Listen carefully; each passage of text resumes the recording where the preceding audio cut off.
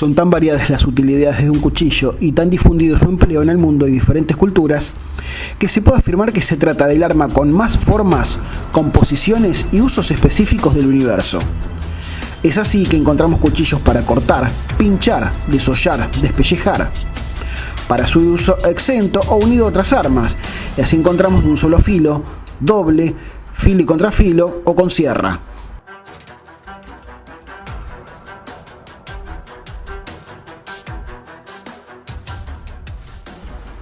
Básicamente podemos distinguir tres tipos de filos según su forma en una vista transversal: cóncavo, convexo y plano. Según el ángulo, de entre 15 y 35 grados ofrecerán un afilado más incisivo o fino, o menos penetrante pero más grueso y resistente.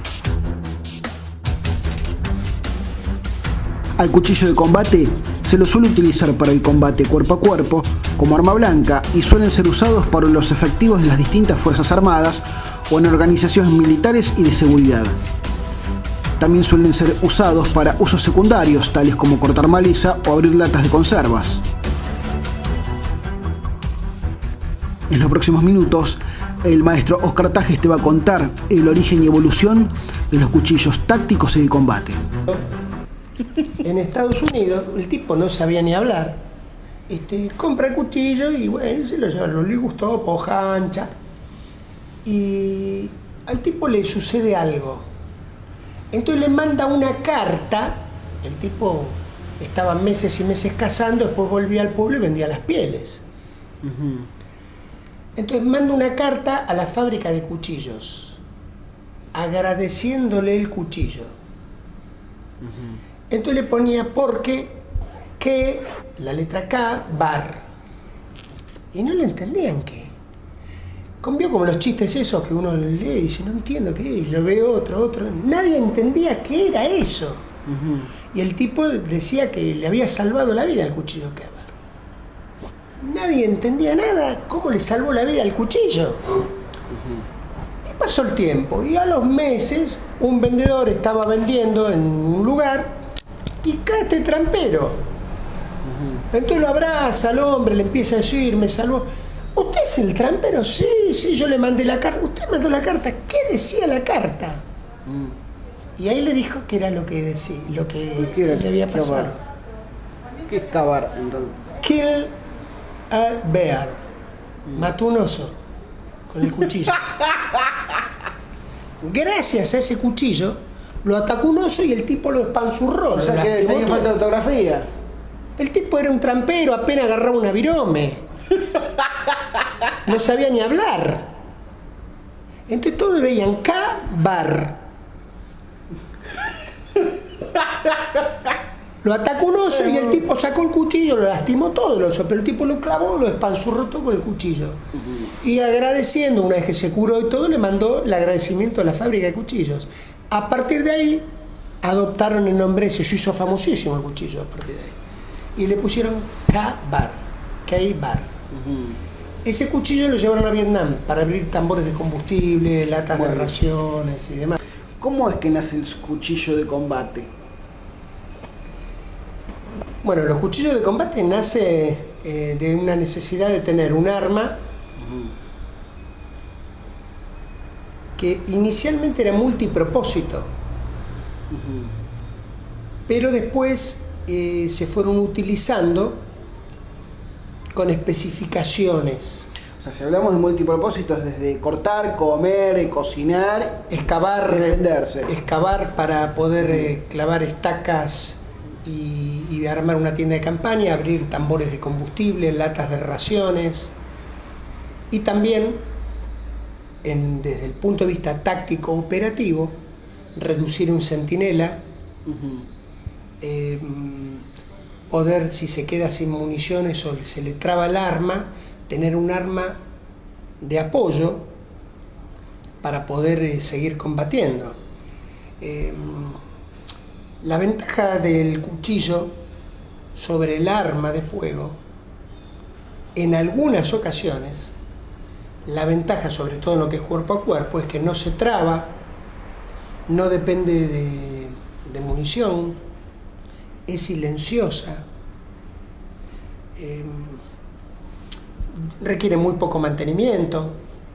O sea, tiene ciertas ventajas sobre el arma de fuego, ya que si tienen que reducir un centinela con un arma de fuego, ya alertan de la maniobra que se está cometiendo. Claro. De ahí que, bueno, en Vietnam el entrenamiento primario que tuvieron los grupos que combatieron allí no solo era defensa sin armas, sino también manejo de cuchillo, manejo de cinturón y elementos que pudieran encontrar en la geografía, ¿no? Como arma de combate en sí mismo, pues, Primera Guerra Mundial o Segunda. Bueno, se desarrolló mucho en las guerras el uso de un arma blanca, que era un arma impropia, o sea, no era propiamente dicho un arma. Ajá. Era un elemento que lo utilizaban como arma para tener una ventaja táctica. Por ejemplo, desclavaban los clavos de los postes de telégrafo, los sacaban y lo ataban en la parte delantera de las armas largas, ya que en esa época usaban fusiles de cerrojo. Entonces, si no le daba tiempo a hacer una carga y ya el enemigo se les tiraba encima, lo que le permitiera clavar, lo que le daba un tiempo adicional para cerrar el cerrojo y después poder seguir combatiendo, poder seguir disparando. Y así como también surge la bayoneta, por ejemplo. Ese tipo de clavos también se usaba como clavos en las trincheras, no solo para realizar trampas, sino como armas de defensa.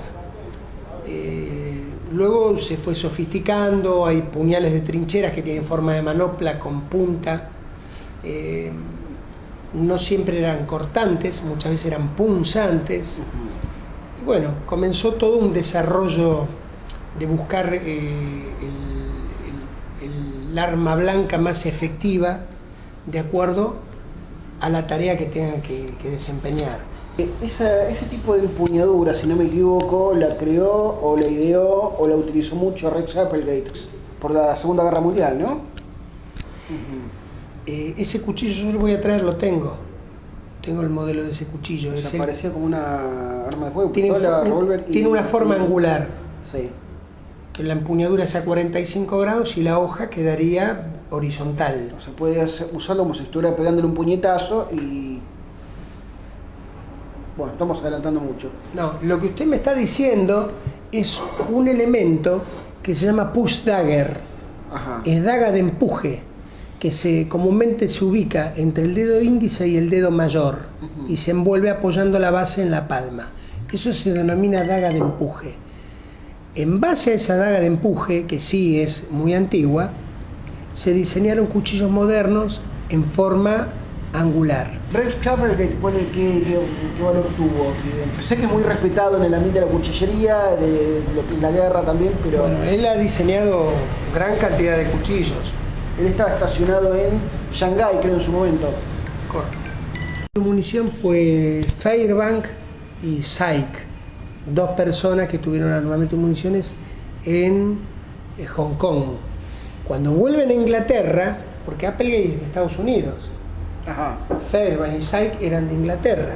Cuando vuelven a Inglaterra, le piden el diseño de un cuchillo. Ese cuchillo, la daga Sheffield, se denominó. Es una daga de doble filo utilizada por los comandos ingleses. Distinto a los que luchan junto a los ingleses, que son los gurkhas. Los gurkhas usan un cuchillo que inicialmente era un machete de desmalezamiento, también en forma curva, que servía para desmalezar, pero esa curvatura le daba el diseño para poder reducir centinelas, haciendo palanca en el contrafilo contra el antebrazo y con el filo poder cercenar por aire y por sangre, ya que por aire afectaba la tráquea y por sangre yugular y carótida.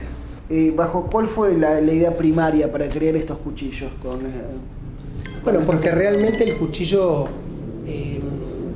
no siempre fue utilizado con fines de combate.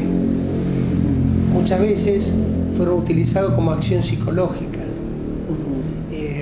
Es bien sabido que, por ejemplo, en Vietnam, después de matar a un enemigo, que quizás lo mataban con armas de fuego, con los cuchillos les cortaban las orejas y formaban collares. Sí. Entonces, de esa manera, Trofeo de guerra. claro, más que trofeo de guerra, que sí lo era la acción psicológica sobre el enemigo. Porque veía el grado de saña con la que combatían estos soldados. Incluso utilizaban distintos tipos de hachas, los tomahawk. Y una vez muertos el enemigo, avanzaban sobre ellos, incluso cercenándoles partes de su cuerpo. A lo que, bueno, después desencadenó, después de cada guerra siempre hay revisionismo y se pactaron distintos tipos de códigos. Los más famosos están en el Pacto de Ginebra, donde se han prohibido ciertos tipos de armas y ciertos tipos de comportamiento, los cuales iban a ser juzgados por juntas militares. Caso de las orejas, tengo entendido. Claro, exactamente. Usted me había comentado que en Vietnam con prisioneros se probaba, según los cortes, la reacción que tenía el cuerpo en a perder sus heridas. Claro. ¿Cómo era el tema? Bueno, en todas las guerras se experimentan, ya hasta los alemanes con Joseph Mengele también han hecho todo tipo de pruebas, inclusive con sonidos, con vacunas, con una serie de cosas. Y en Vietnam también probaban con distintos tipos de cortes. ¿Los vietnamitas con los americanos o al revés? No, los americanos con los vietnamitas. Ajá. Encontrando distintas arterias o distintas venas a distintas profundidades, con un corte, cuánto tiempo tardaban en perder el conocimiento y cuánto tiempo tardaban en morir desangrados. Variando y estableciendo algunas tablas muy elementales, muy rudimentarias, pero sí interesantes a los fines científicos de comprender el tiempo de sobrevida que puede llegar a tener una persona recibiendo ese corte, no como un prisionero, sino como un combatiente, cuánto tiempo tiene antes de perder el conocimiento para poder repeler esa agresión o no defenderse y terminar muriendo. O sea, si le provocan un corte a una persona, ¿cómo poder seguir combatiendo? Por ejemplo, un corte en la arteria radial, sabía que disponía de un tiempo para poder seguir peleando antes de perder el conocimiento, lo que ha provocado el desarrollo de técnicas de compresión de la arteria radial o de su muñeca contra el cuerpo y poder seguir luchando hasta poder tener la asistencia o la autoasistencia médica, sacarse de encima al enemigo. Sí. Entonces, esas pruebas no son nuevas. Los mismos orientales, los japoneses, probaban sus espadas con enemigos, algunos muertos, otros vivos, y probaban su espada, los grados de corte que tenían sobre distintas extremidades, cuello y demás, para ver la potencia que tenían. Incluso si era un combatiente que había luchado con mucho valor, el que lo ultimaba eran los grados más altos, que eran los que tenían las mejores espadas y el mejor entrenamiento.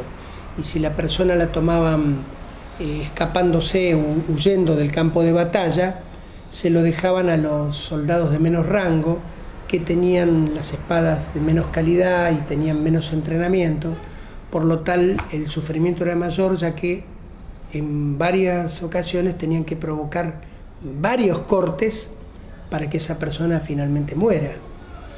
¿Cuchillos argentinos qué tal son para el combate? Son muy buenos. Una de las mejores firmas que tenemos nosotros es la firma Yarará. ¿Es conocida? Sí, y está en provincia de Buenos Aires y provee a varias fuerzas. Otra firma también, Jorfra, que es de capitales franceses y provee también, sobre todo, a gendarmería. Son cuchillos de muy alta calidad y accesibles al mercado argentino. ¿Usted cuál considera que es el mejor cuchillo de combate en su punto de vista? Bueno, yo soy fanático del Gerber, el MK1 y el MK2. El MK1 es más pequeño, es un cuchillo botero, denominado de backup o de segunda oportunidad. Considero que es un cuchillo muy cómodo para llevar de backup o de segunda oportunidad. Esto quiere decir, si la persona es sorprendida y le sacan su arma primaria, por ejemplo, a un militar le sacan su fusil o su arma corta, tiene un arma de apoyo o de segunda oportunidad para que, siendo tomado prisionero, si no está bien revisado, esta persona puede acceder a esa arma que le puede llegar a salvar la vida. ¿Cuál es la diferencia entre cuchillo de combate y cuchillo táctico? ¿Nos referimos a lo mismo? ¿Son dos tareas distintas? Y el cuchillo táctico, por lo general, es un cuchillo que tiene que guardar ciertas especificaciones de acuerdo a la función que la persona cumple. El cuchillo de combate en sí es a nivel militar. El cuchillo táctico sería más multipropósito. Por ejemplo, un andinista necesita algún tipo de cuchillo que sea táctico para su función, que forme parte de su equipo por si tiene que cortar alguna cuerda, por ejemplo. Un cuchillo táctico para un soldado que cumple funciones de apoyo pero es enfermero, también necesita un cuchillo táctico para cortar el uniforme. Entendamos que hoy día los uniformes tienen distintos tipos de tela, como ripstop, las cuales son antidesgarro, entonces no son fáciles de romper o de cortar. Entonces necesita un cuchillo que cumpla esa función. Por eso el término táctico es más acorde a la función que desempeñe. Hay cuchillos tácticos o navajas tácticas que cumplen la función de un bombero, que sirven para romper un vidrio de un auto si la persona está atrapada en el vehículo, y a la vez poder cortar el cinturón de seguridad para poder extraer a la persona de forma rápida si el vehículo se está incendiando. Entonces el cuchillo táctico cumple ciertas condiciones de acuerdo a la función que se esté cumpliendo, mientras que el cuchillo de combate en sí es más para el ámbito militar, porque no está permitido combatir con un cuchillo, no es algo legalmente permitido, salvo quien esté dentro del ámbito militar. Exacto. Y como última pregunta, ya quedándonos en Argentina, digamos, ¿el facón qué tan bueno era o es en combate? Bueno, el facón era un arma grande y el gaucho utilizaba 3 tipos de armas. El facón era un arma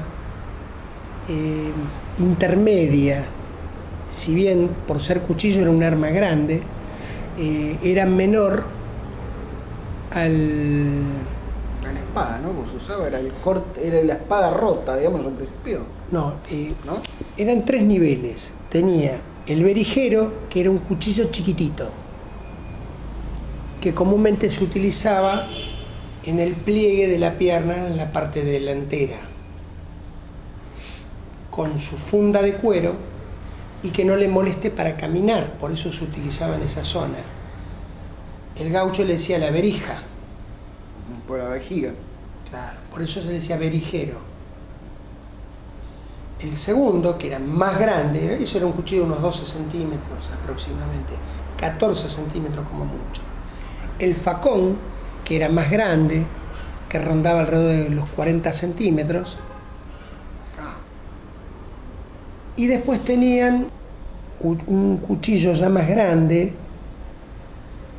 que se utilizaba, que comúnmente lo llevaban en el caballo, y era un poco más curvo.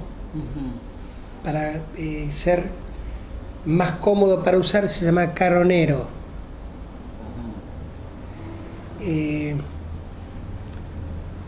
Esos eran los 3 tipos de cuchillos que tenían. El más largo, el caronero, que lo utilizaba en el caballo. El facón, que se utilizaba comúnmente en la parte lumbar. Y el berijero. El que se utilizaba para pelear era el facón, porque era intermedio, y en un brazo se utilizaban envolviendo un poncho o una cobija para poder atajarse y filtrar el corte del rival, o sea, lo podría cubrir. Ese brazo iba como al sacrificio envuelto con su poncho para poder cubrir y utilizar el facón. Igual como una reflexión final, ¿no? Que total estamos hablando del facón, que es parte de la cuchillería. El gaucho no era un guerrero, el gaucho era una persona trabajador del campo que por rencillas personales, nada más. Claro, realmente el facón lo utilizaba como un elemento de trabajo. Lo usaba de plano, con el contrafilo, con la empuñadura, lo usaba como herramienta. Y el problema es que había muchos gauchos que eran ladrones o robaban ganado, y algunos les gustaba tomar, y se les decía a los gauchos matreros, que eran los de baja calaña, que comúnmente buscaban pelea. Si ven el Martín Fierro, también hay algunos relatos de que se ponían a payar, y las payadas empezaban con cargadas, con una guerra, que comúnmente eran apoyadas por los asistentes, que se ponían de un bando o del otro de los payadores. Depende el que mejor y más chispas tenía para contestar, y lo ponía en ridículo al otro, se empezaban a reír, como entre payada y payada, se iba entre copla y copla, se tomaban algo, y muchas veces terminaban sacando cuchillo y peleándose, enojados, mal. Sí, eso era lo que conocía. Pasa que creo que en este ambiente tan particular tenemos gente que enseña las técnicas de combate de los gauchos, y a veces uno... Y si leemos un poco de historia, esto está mal. Por eso está bueno aclararnos en la situación quién era el gaucho en la historia, ¿no? Bueno, muchas gracias.